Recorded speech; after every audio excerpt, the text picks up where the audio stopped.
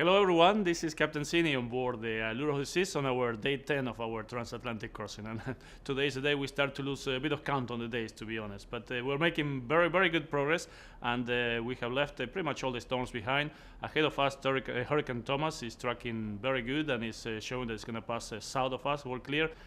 So the weather today is excellent, as you probably can see. We have very light winds from the back of the ship, so it's going with us. It's almost no wind on the decks, 23 degrees, and we start to feel that Caribbean weather. And to be honest, as we walk around the ship and we discover and we see all the details of the ship, is incredibly amazing. And sometimes you feel like you are in a different planet when you look at the ship. And actually talking about that and the planet, one of our shows, Blue Planet, something also that is completely out of this world. And our team has been working very hard preparing all the sceneries and all the different settings that we need for that fantastic show that we have on board. And I'd like to take a look at what they're doing here on board the ship.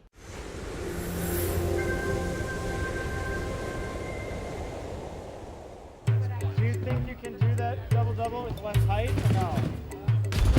We're trying to do things that shouldn't really even be possible to do on a cruise ship. That's what we do for a living, is find ways of making things that are impossible, making them possible.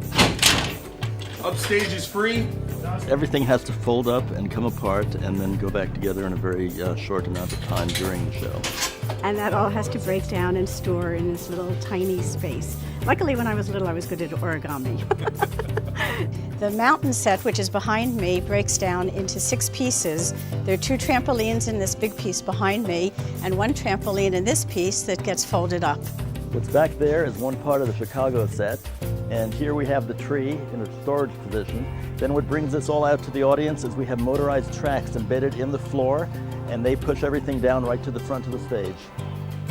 Blue Planet is the most complicated technical show I think we've ever done. We start off with drawings, but all our stuff, particularly on this show, is very three-dimensional.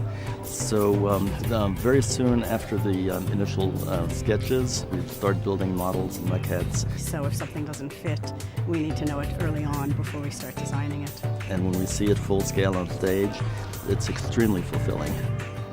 The real payoff for us is to see what the performers do on it.